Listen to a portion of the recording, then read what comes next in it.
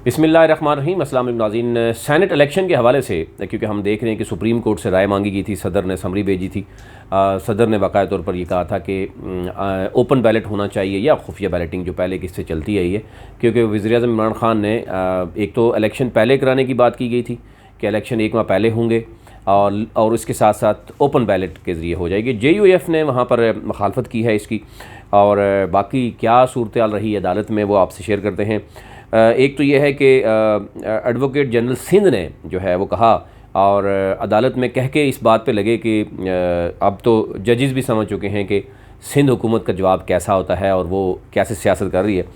तो chief justice Pakistan ने कहा कि सिंध हुकूमत का जवाब मीठा होगा, जिस पर चीफ़ जस्टिस के रिमार्क्स में अदालत में कह के भी लगे, और ताहम सिंध हुकूमत ने अदालत से 1 हफ़्ते का जो है वो मोहलत मांग ली कि हम बताएंगे जी ओपन बैलेटिंग के ज़रिए होना चाहिए या खुफिया होना चाहिए। अटॉर्नी जनरल पाकिस्तान के दलाल जारी थे कि वक्त की कमी के बायस कहा गया है कि अब समाअत आइंदा बुध तक मुलतवी कर दी गई है, लेकिन JUIF ने सैनेट की जो इलेक्शन ओपन बैलेट के ज़रिए कराने की मुखालफत की है।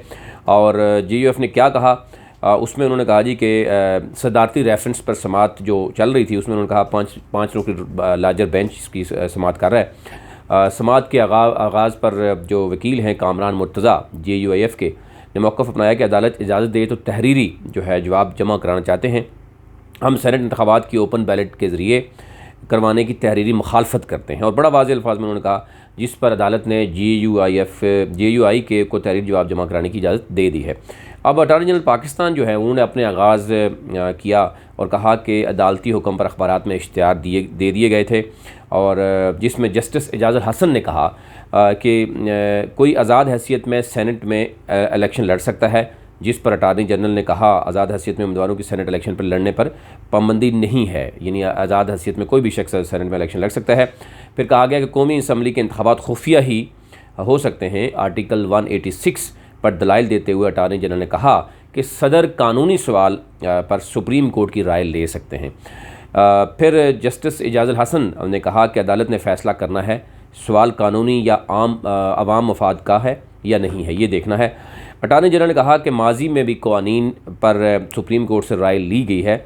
कई बार कानून साजी से कबल सदर ने अदालतों से राय ली।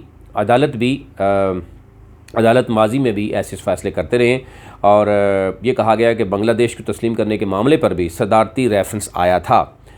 एडवोकेट जनरल सिंध ने कहा कि हुकूमत का जवाब जमा कराना वो भी जमा कराना चाहते हैं। तो ये ओवरऑल अभी तक हम देख रहे हैं कि अगले नेक्स्ट बुध तक मुलतवी कर दिया गया है, लेकिन इसमें JUIF का अभी तक JUI है वो खुल कर आ गई है कि वो ओपन बैलेटिंग नहीं चाहती। पीपल्स पार्टी का वही जो सुप्रीम कोर्ट की जजेज़ ने रिमार्क्स दिए कि वो मीठा जवाब आएगा, तो वो एक हफ़्ते की मोहलत उन्होंने मांग ली है। वो कहीं मशवरा करते हैं, मशवरा करने के बाद वो आएंगे।